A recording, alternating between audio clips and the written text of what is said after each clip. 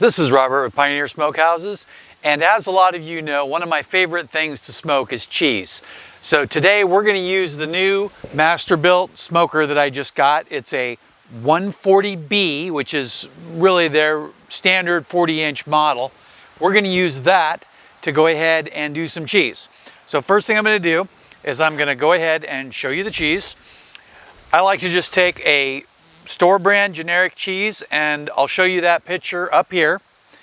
And I like to cut them in half and put them on the sheet. Now the Swiss doesn't come in the small blocks, so I just cut it in 3 pieces. The reason I cut it this size is so that way I got a lot of surface area to get the smoke on, and also because it fits perfectly on a townhouse cracker, which is my favorite. I place it on a grill mat, and then I put it on the back of a cookie sheet. Then I will slide it in. Now, because we're not using a thermometer, I'm going to go ahead and put this all the way on the top so I can get it as smoky as possible.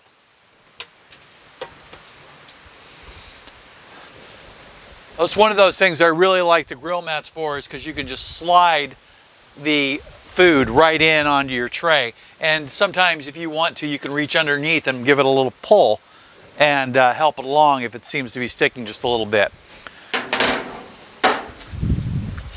Now, I'm not doing any special preparation to the inside of the smoker, but I have a piece of foil in there that I used for last night's dinner, and it's not really particularly messy, and it'll have a little bit of flavor on it, so I'm just going to leave it.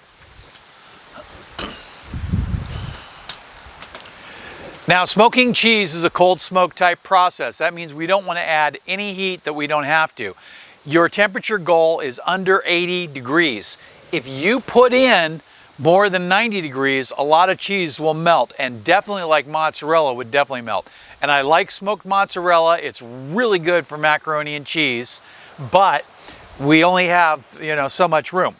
So I'm going to use this device today, which is my homemade Birdhouse, but there's other options that you can use, and I want to show you one. One of the options that I like for cold smoking is the Smoke Chief smoke generator.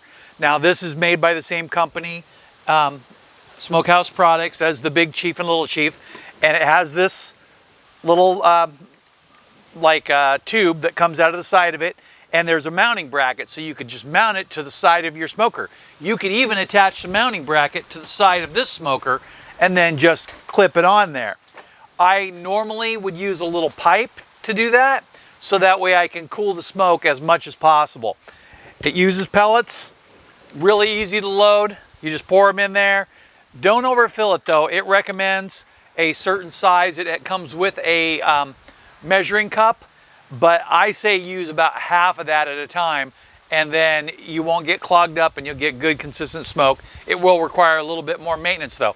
When you're going along, you just give this a little twist, and that'll advance the pellets into the burner. And maybe on one of the next videos, I'll show you the Masterbuilt cold smoke unit. I've only used it a couple of times because I prefer the pellet trays because they're just so easy to use. But it is available, and I'll try to include a link for it down below. Sometimes they're out of stock. So let's go ahead and put this in here. First thing I'm going to do is I'm going to remove this. So that's your regular load tube. And then I'm going to put that in there just a tiny bit. I don't want to stuff it in there too far. And then I have a little shim to level this out. Another thing that you can do is you can use a pellet tube, and you can go to your local store and buy yourself a little pipe. If you get a pipe that'll fit just inside there, take your load tube with you, slide the pipe over the top, and you can tell that it'll fit in there if it goes just barely around this thing. And then the tube goes on the inside. You tilt it up just a little bit like that, and this will burn just fine. You do want to make sure that the opening is facing uphill so the pellets will stay in place.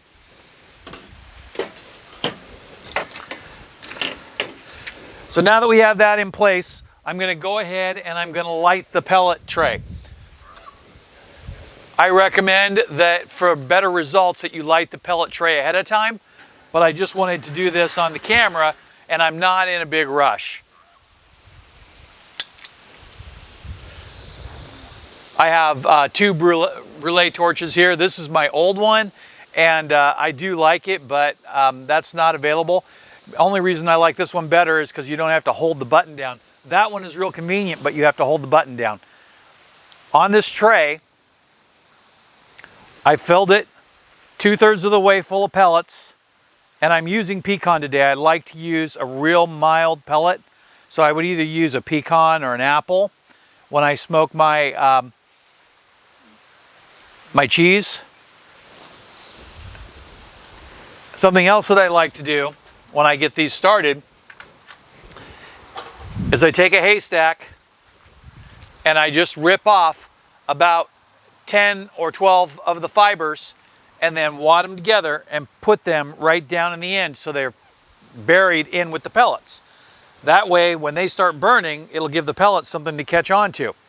And I'll show you here. Here's a loose one here. I'm just going to set it on top, just like that.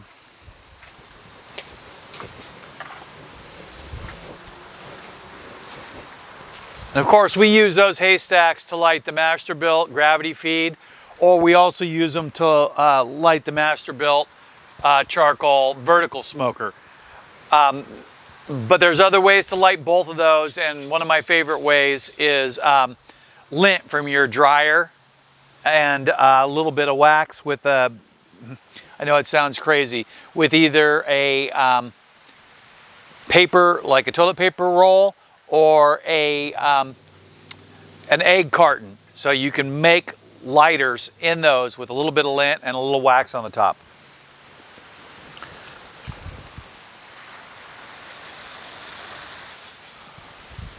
So we're starting to smoke here, but it's going to need a few minutes. I'm going to go ahead and show you this real quick. Once it gets going, you can either hit it with the torch again or blow it. Another nice little trick is a hair dryer. Right back. So this is a mini smoker infuser, and there is a video on it in my channel. It's kind of a video that got cut into two parts, so it's kind of a little choppy, but I have this whole demonstration on this, and it has a little tube that you can use to do things like ice cubes, or you can do infused whiskey and stuff like that. But it also works as a nice little blower. So you can take it and you just blow on the ashes. That way you don't have to sit there and hold and blow on it all the time. And it will get these things going really quick.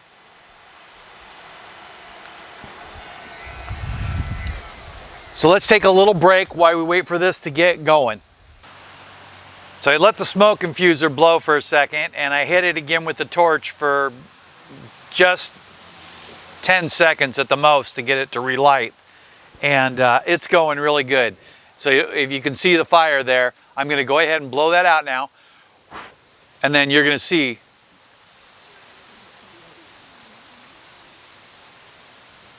that is smoking at full speed there. So what I would like to do is I would like to put this in near the front, so that way it has good oxygen supply to start out. If it's burning even better than this, you might consider putting it near the back.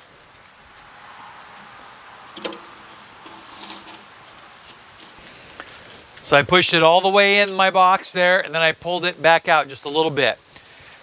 Now this one is made of sheet metal, but you can easily make something like this out of wood. Just make a, like I said, a regular birdhouse, and then attach a pipe to it that goes into your smoker. And for a bottom, use a brick or something, set it over top of a brick, and make sure it's not too close to the wood. You're going to have plenty of room and temperature, and you should not have any fire danger, but keep it away from your house, which is what I would always recommend for any smoker. Do it in a driveway or a gravel area where there's nothing flammable near you. Now you can see here that the smoke is coming out.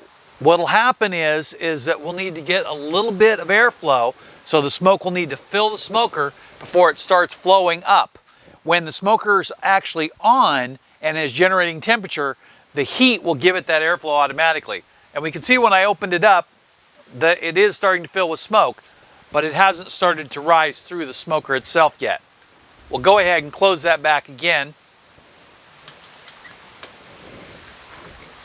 That's a lot of smoke. We'll just go ahead and let it do what it's going to do. I put that 2/3 of the way in there. That's a little over 6 hours worth of smoke, and that should be more than enough for cheese blocks of this size. I'll check on it back at 4 hours, and if there's something to see, then I'll turn the camera back on. So for me, 4 hours. For you, a couple of seconds. I'm back. It's been 4 hours, and we're going to take a look here at the pellet tray to start with.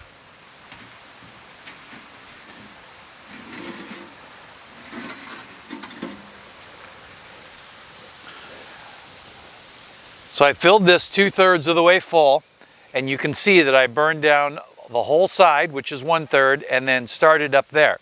So that's been 4 hours. So if you take a rough estimate, that's probably just a little under 3 hours worth of pellets left. Let's go ahead and hold it up sideways just in case the smoke got in your way.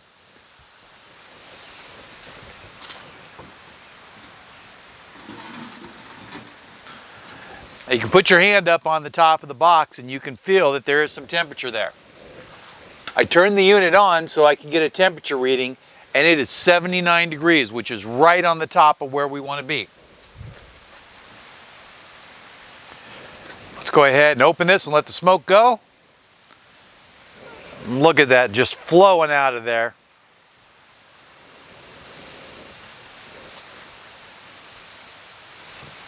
Pull that out, and that looks beautiful. So I can tell by looking at this that it only needs about another hour or so, and then it'll be perfect. I'm going to go ahead and close this. The smoke is still pouring right out of there.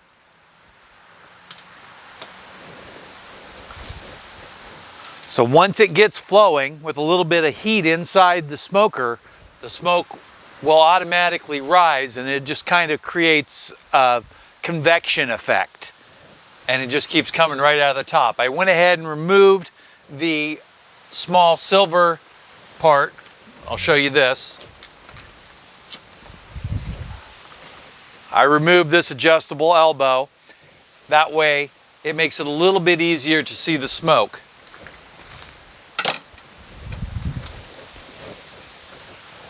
I'm going to go ahead and let this run for another hour. I'll take a little peek, and if it's done, then I'll turn the camera back on.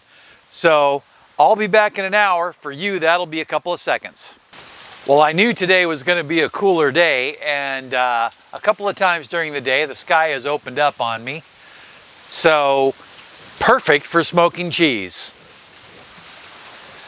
We're still rolling smoke here, and it's been an hour and a half since our last film there, but I was trying, or hoping, I guess, that the rain was going to slow down. So finally I just improvised and found myself a umbrella. I just love it how when you open up the smoker, how it's full of smoke like this. Those pellet smoke trays are great. They do work good on the inside, but you will want to make sure that you leave the feeder tube out, so that way you can get as much air in there as possible. Otherwise they'll suffocate and go out. So I'm going to go ahead and pull this out here.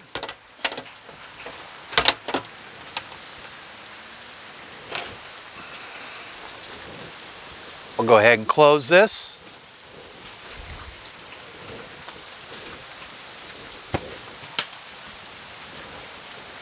And then I'm just going to turn this off.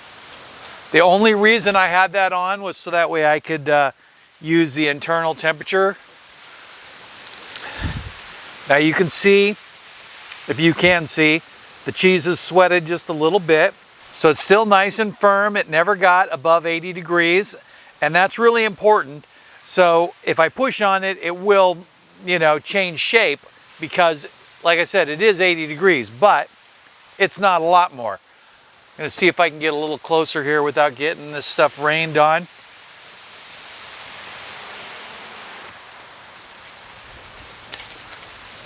So I hope you got a good look there. And around the edges, there's some brown there, and that's a really good sign that it's taken good smoke. We're just doing all the normal tests and, you know, doing the normal things that we cook to make sure that this smoker is performing well. And this is another perfect performance from the Masterbuilt 140B.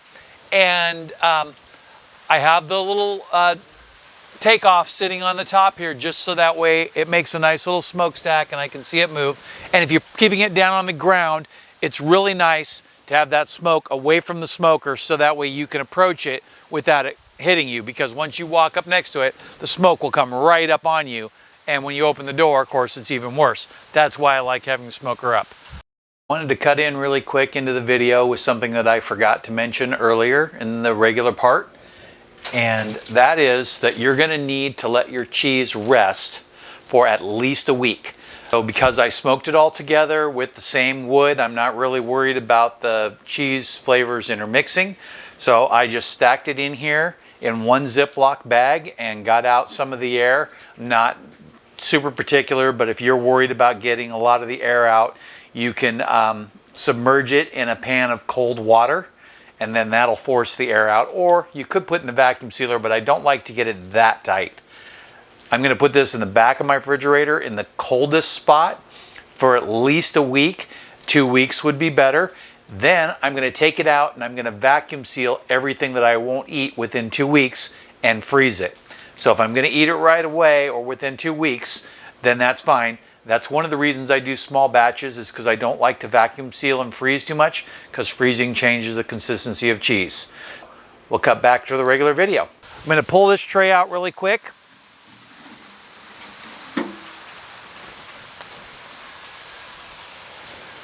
To show you how much is left there. I hope you can see that pretty well. And my top two accessories are the amazing smoke tray and grill mats. If you are ever wondering what you want to use to add to your smoker, those are the two things. Now, if you're doing grilling or something like that, then you might be a little more concerned about the temperature, but this works really good in your grill. So if you have like a propane grill, you can put this down on the main grate, or even remove one of the grates and put it down by the burner and put your food up on the upper grate and let this run for a few minutes before you start your propane grill, and you will get smoke flavor in your food, and you can let it run the entire time that you're grilling whatever you're doing, chicken, steak, or pork chops, and this will add to the flavor really well. So I'm just going to slide this back in here. And one of the reasons I do that is because I want to let it just keep running and keep seasoning this smoker even more. The more the smoker seasons, the better the results are going to be, and the less smoke or less fuel you'll have to add to get that great smoked flavor. I think it's usually about 5 or 6 cooks before I really start to get that seasoned in flavor. And this right here is the 3rd cook. So we're looking for a couple more hot cooks. I'm going to see about getting something like maybe a pork roast or something to do a pulled pork. Now, of course, when you look at a pork roast or even a brisket, you're going to get far better results from a charcoal smoker or even an offset stick burner. But you can still get excellent results in one of these, and there's no reason not to do it and enjoy it. If you saw anything that you like in today's video, there'll be links below. Those are affiliate links, and I will get compensated for them, so I appreciate it. Masterbuilt smokers, there's one over there, there's one over here, and then of course I have some other Masterbuilt things, charcoal smokers. So I am a fan, so I'm a little biased to that, but I've had such good luck with this one right here that it's hard for me not to recommend them to anybody. The one thing that you will want to do is you will want to keep them covered, because the digital controls are not weatherproof. So either have a cover, have a location that is covered, or else in one of our upcoming videos, we're going to build a small outdoor cover for a large smoker that will easily fit one of these in there and make it nice to keep it away from your house and out of the rain at the same time. Thanks for watching, and I hope you enjoyed. Have a great day.